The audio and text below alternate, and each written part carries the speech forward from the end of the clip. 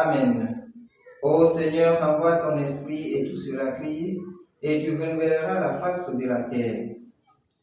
Évangile de Jésus-Christ selon saint Marc, chapitre 10, versets 32 à 45. En ce temps-là, les disciples étaient en route pour monter à Jérusalem. Jésus marchait devant eux, ils étaient saisis de frayeur et ceux qui suivaient étaient aussi dans la crainte. Prenant de nouveau les 12 auprès de lui, il se mit à leur dire ce qui allait lui arriver. Voici que nous montons à Jérusalem. Le Fils de l'homme sera livré aux grands prêtres et aux scribes. Ils le condamneront à mort, ils le livreront aux nations païennes qui se moqueront de lui, cracheront sur lui, le flagelleront et le tueront, et 3 jours après, il ressuscitera. Alors Jacques et Jean, les fils de Zébédée, s'approchent de Jésus et lui disent, « Maître, ce que nous allons te demander, nous voudrions que tu le fasses pour nous. » Il leur dit, « Que voulez-vous que je fasse pour vous ?» Ils répondirent, « Donne-nous de siéger l'un à ta droite et l'autre à ta gauche dans ta gloire. » Jésus leur dit, « Vous ne savez pas ce que vous demandez.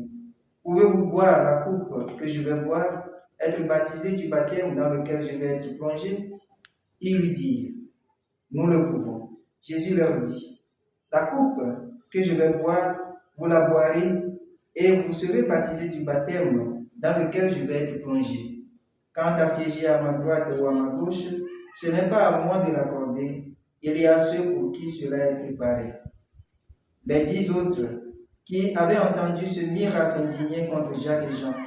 Jésus les appela et leur dit, « Vous le savez, ceux que l'on regarde comme chefs des nations, les commandent en maître, les grands leur font sentir leur pouvoir. Parmi vous, il ne doit pas en être ainsi.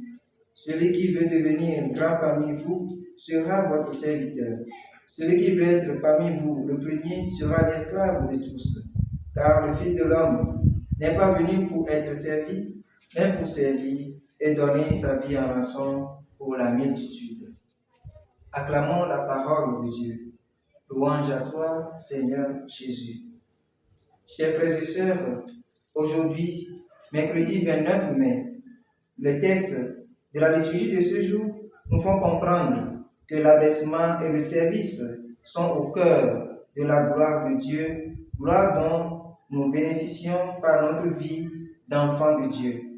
Dans l'évangile de ce jour, Jésus annonce sa passion et par la suite, les fils de Zébédée, Jacques et Jean, demandent à siéger l'un à sa droite, l'autre à sa gauche dans le royaume.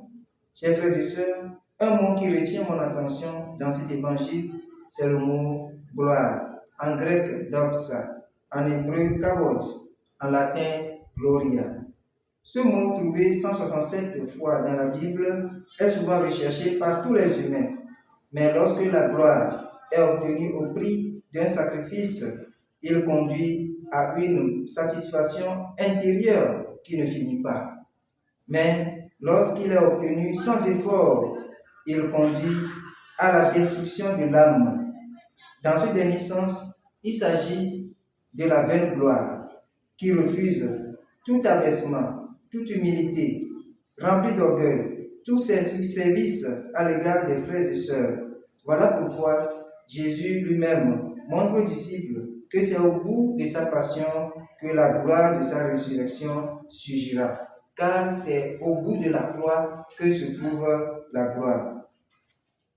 Et nous, donc tout disciple, doit poursuivre et parcourir ce chemin, parce que le nom de Dieu doit être glorifié en chacun de nous.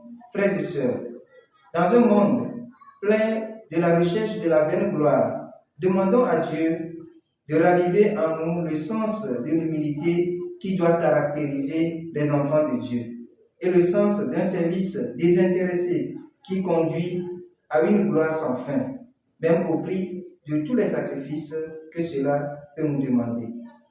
Car c'est au bout de la souffrance que bien évidemment se trouve la gloire.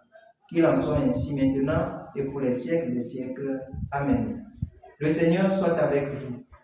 Que Dieu Tout-Puissant vous bénisse, le Père le Fils et le Saint-Esprit. Amen.